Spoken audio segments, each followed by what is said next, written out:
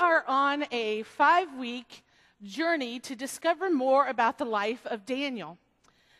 We are going to be studying the book of Daniel in Vacation Bible School, and our theme today, Courage in Captivity, and for the next 4 weeks after this, really comes from our Vacation Bible School material. It is Courage in Captivity, and today we're talking about change and the fact that even during change, God is with us. Do you suppose God made it to the 9:30 service this morning? I think he did. I think he did. We are going to start a little bit. You read in Hebrews that Jesus Christ is the same yesterday, today, and forever. And that's really our theme for this morning, is that Jesus and God do not change. Things change around us. Life may not seem exactly as we want it, but God is always the same. I want us to start with a little bit of background. We're going to try this newfangled technology. It worked on Friday, so we'll see how it works today. Nope. I'm sure you've already been told that the screens are not cooperating.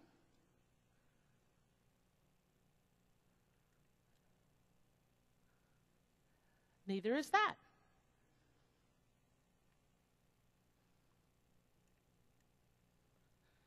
All right.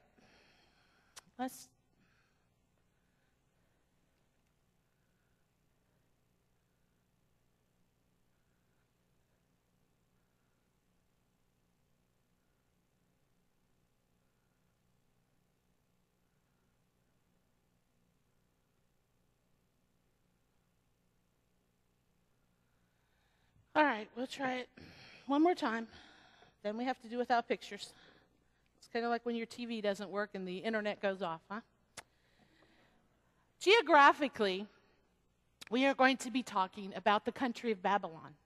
And Babylon is one of the sites that archaeologists believe may have been actually the cradle of civilization.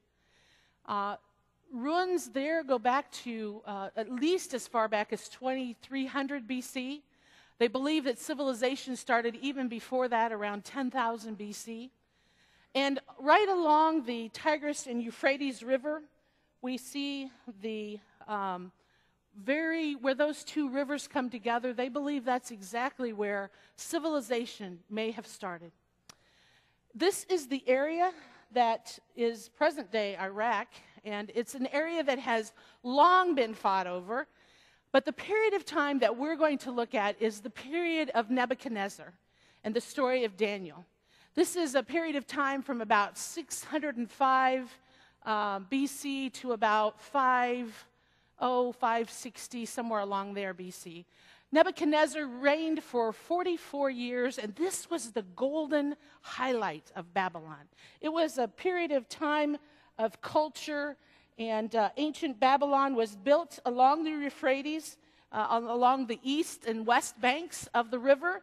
It was sort of like modern-day Venice. If you have a picture of Venice in your mind, Babylon was like that. It was canals and all sorts of beautiful palaces and golden statues, and it was just a place of refinement and culture.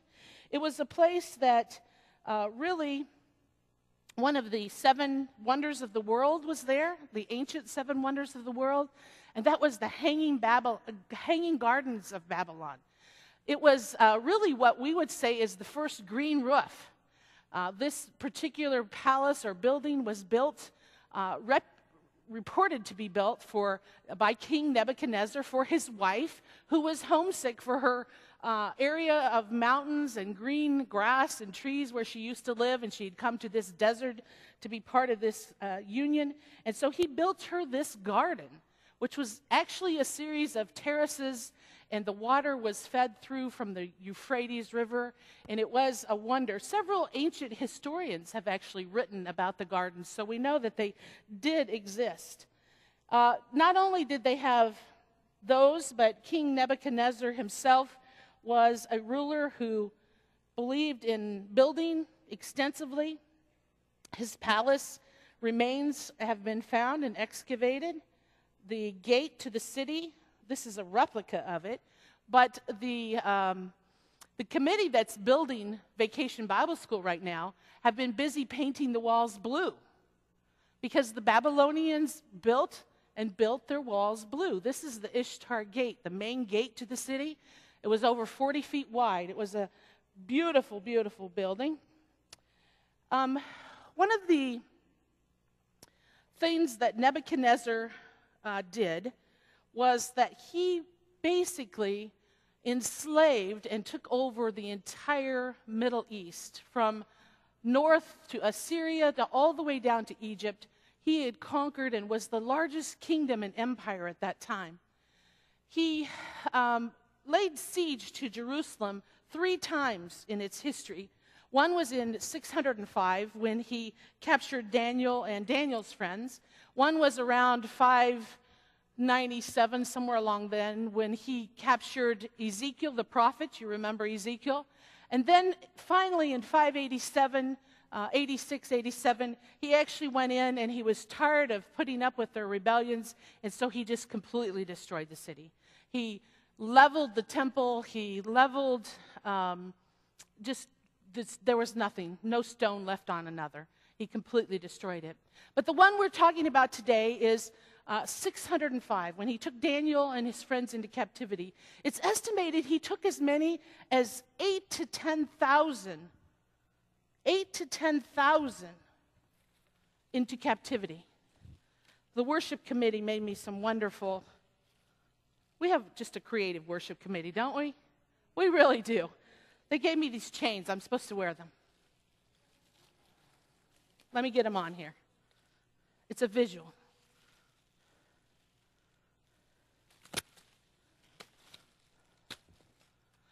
Daniel and his friends, over 10,000 of the finest, actually, they basically cleared the country out of any healthy, fit young man because they didn't want anybody planning a rebellion against them.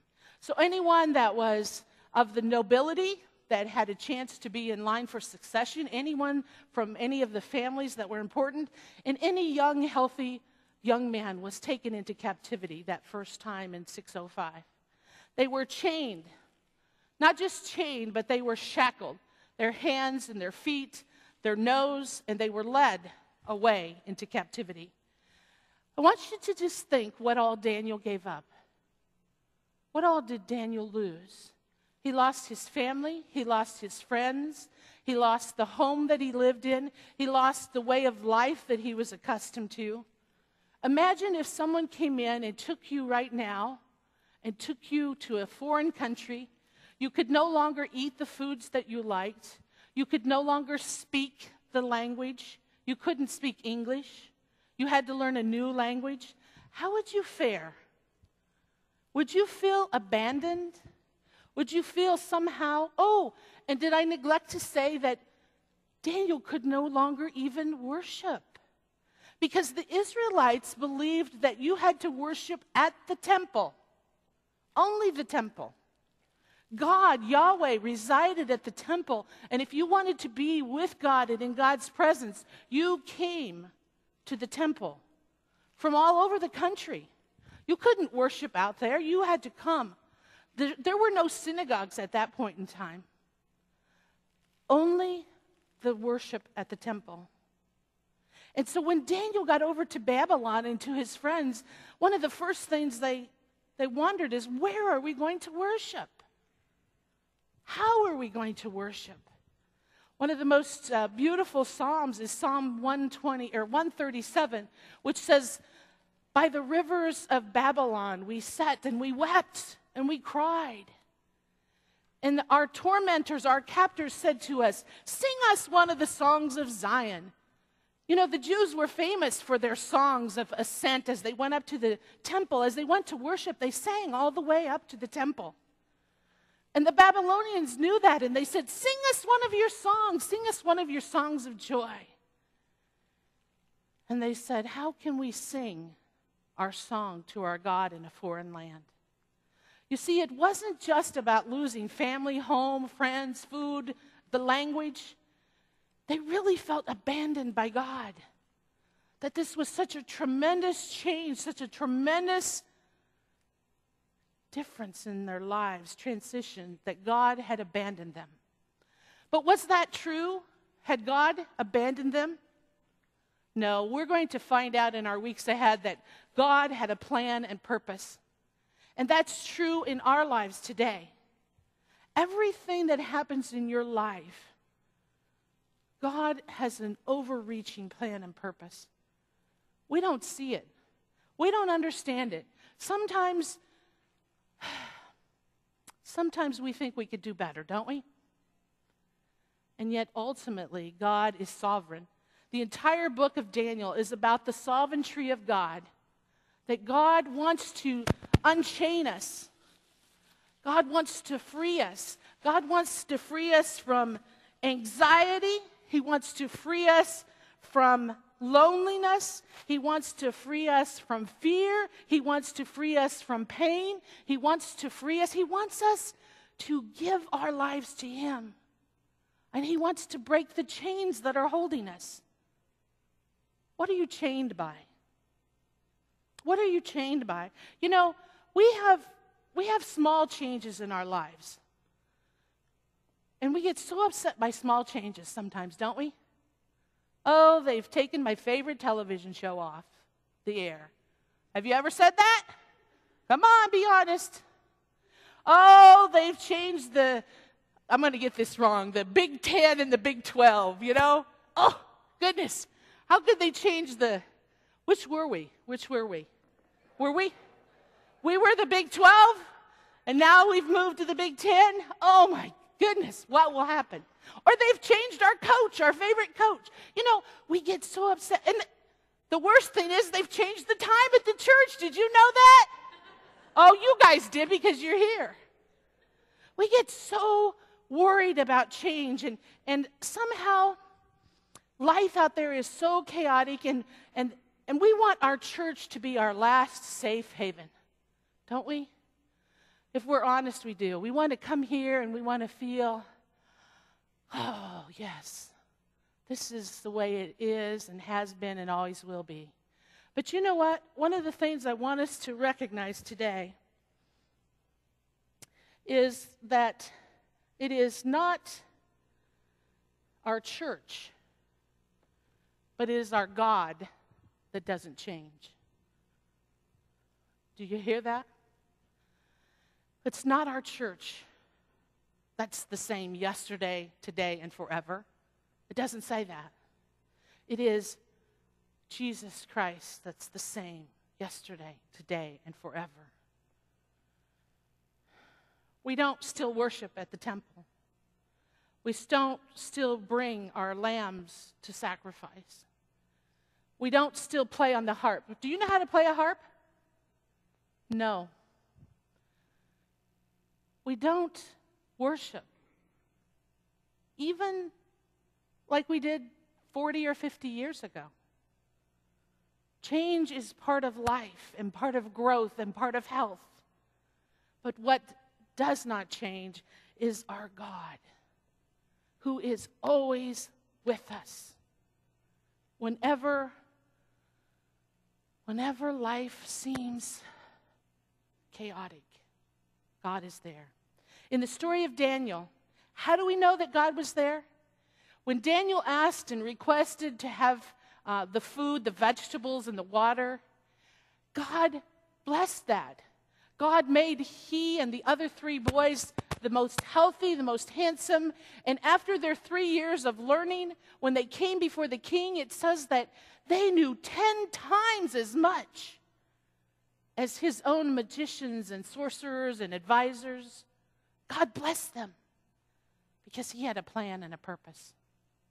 He does for everyone's life.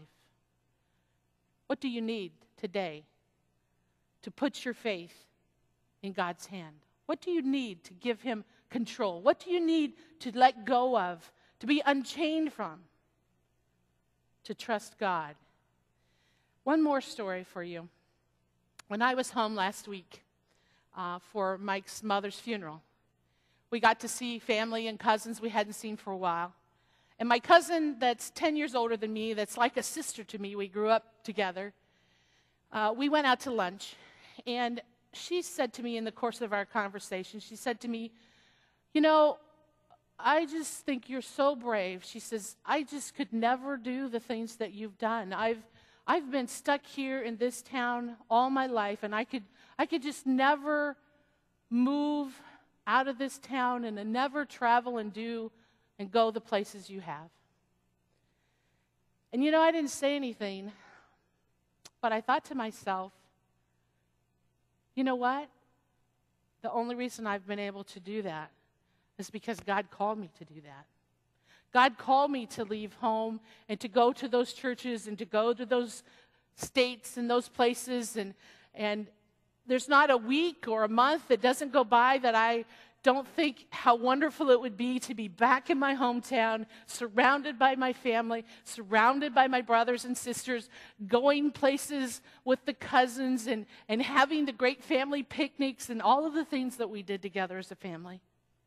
I miss that. I'm sure Daniel did. And I'm sure there's change in your life that has affected you. But ultimately, I know that I left that town years ago because God had a plan and purpose. God has a plan and purpose for Daniel, and we're going to see that in the weeks ahead. But he does for every single one of us, too. Would you pray with me?